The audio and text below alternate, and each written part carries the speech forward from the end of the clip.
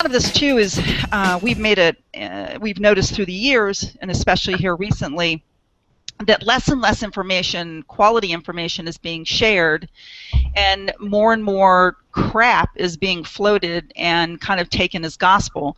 And when you start doing things like this, at least for me, when you start running tests like this, and then you're going to put it out there, people are going to believe just because it's on the site that it is, that in fact, are the ranking.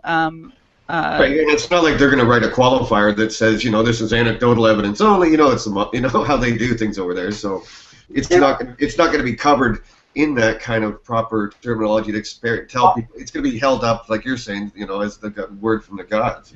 So sharing and likes and stuff, the way people got behind that, they weren't even indexable. Any SEO with half a clue could figure out this ain't going to do nothing. They're not indexable. Yeah, fuck. I have been a fan and have said repeatedly through the last 12 to 18 months that it's best if certain things are being talked about and certain things are not being talked about. And I've always long said there's no such thing as advanced tactics. There's never been advanced tactics. What there has been are sources. They're sources and they're advanced sources and just little things that you can tweak and you can do and so forth. We just noticed that more and more people are saying less and less. I'll put on blast what it was that got me started on that. So there was an article that ran on Search Engine Journal, and it was this dude talking about the sandbox, and he was saying that he just learned recently that there was an SEO term called the sandbox, and then he proceeded to go on and say that it was that point in time where your content marketing isn't really being effective. And that, one of the reasons that he suspected Google did this was because tons of bloggers create blogs and then abandon them 3 months later. So this was Google's way of kind of making sure that a blogger was going to stick around. And I was like, what the fuck is he talking about? So like, I immediately go back to, and I didn't comment on, man, I was so, because it's just like, at that point, like, but it's like, no, like, A, please don't take terms from 10 years ago and then, like, change them to make them into something brand new.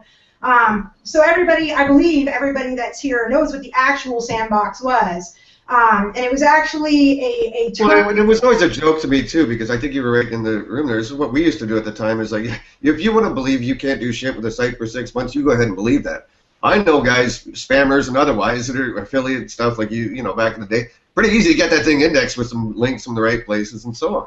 Well, but the main thing was that, like, the sandbox was a 2004 term that was coined by Toolman, and he wasn't trying to coin it as a term. He posted a post in Webmaster World Supporters Forum. It was like, hey, what's this sandbox thing? Like, why can't we rank? It was right around the time that Google made the change from any old link will do to, hey, we want these to have some authority and some trust in them. And before we figured out that that's what was preventing us from ranking, it was referred to as the sandbox.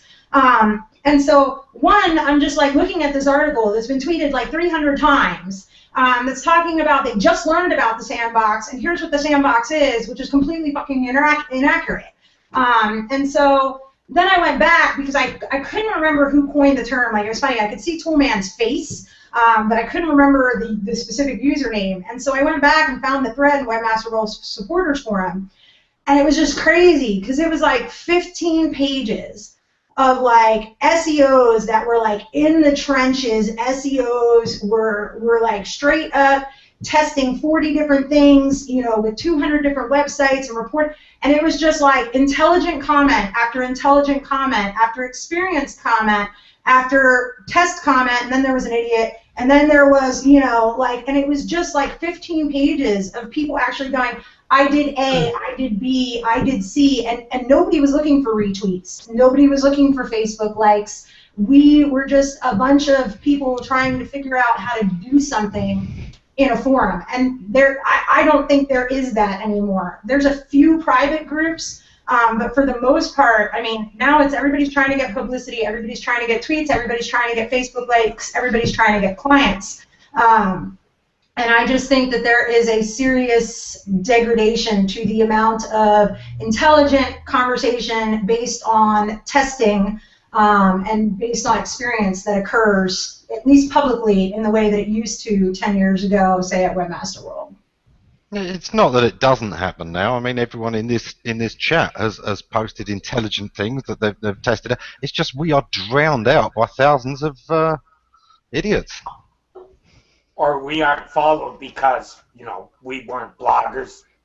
Like, And it's also what they in 20 years, probably only a few people know. It's what they want to consume anyways, you know what I mean? I can write a post about some patent I found interesting, and, it gets sort of noticed. I can go on a freaking rant, and, everyone picks that up because they, oh, look, he's freaking out, and, you know what I mean? You know what that's like, Ray, you know what I mean? Some of the most intelligent stuff you post doesn't do as well as just losing it, Yeah, I mean, like, I to this day think a post that I wrote in, like, 2006 is one of the best posts that I've ever done. And it's not been shared anywhere near as much as all the stuff in my rants tab.